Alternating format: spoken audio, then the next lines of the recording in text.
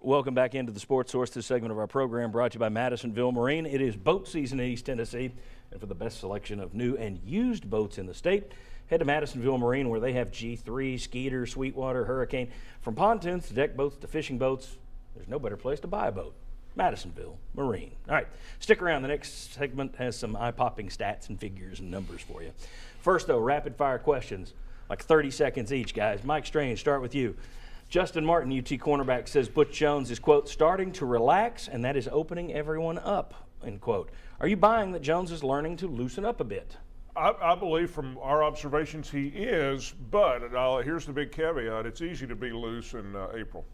Let's see. Let's get to September. But is he looser this April than he's been in previous Aprils, in your opinion? I hadn't really thought about what he was last April. You don't have the journal? I'm just thinking of what we saw during the season. But he does seem to be for right now. All right, Jimmy Himes, let's play off of that one. Do you think Tennessee players might have been tied at times last year as an extension of their coach? In other words, do you think that Jones being loose or not matters? I can't sit there and say there was a game last year where they played tight and they lost it because they were tight, because of his coaching method. I can't see that. They had some bad starts like Florida, and then they rallied to win it. They had a bad start against Virginia Tech and rallied to win it. I can't point to one and say his attitude filtered down. I could say that about some previous Tennessee coaches. Yes, you could look at Tennessee's teams against Alabama under Majors. You could look at Tennessee's teams against Florida under Fulmer. Correct, but I can't identify one under Butch Jones like that. Mike Griffith, Jonathan Kongbo is saying all the right things this spring, even admitting that he could have been a bit more mature at times last year in the way he handled things. Are you ready to buy stock in Jonathan Kongbo, or do you still want to see more?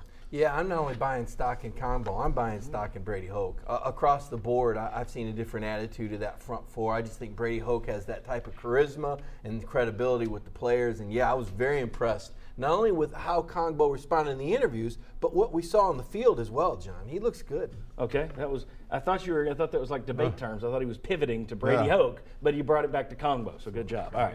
Bob Hodge, Jalen Hurd, Chuck, if he were here, and he'll be back next week, he would have just gone off in that tangent. He'll be going. All right. Jalen Hurd is taking his time. There's no rush, apparently. He has visited Cal, Ohio State, Louisville. He's next going to meander down to Baylor, apparently. Obviously, he didn't do anything by signing day, so I'm going to give you. What's next?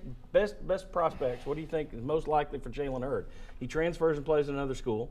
He enters the NFL supplemental draft, or he never plays football again. More likely. You know what? I think you could divide those things up all about equally, but I am going to give never plays football again that much of a lead. You actually give it the edge. Just a little bit. I just don't think this guy's into it.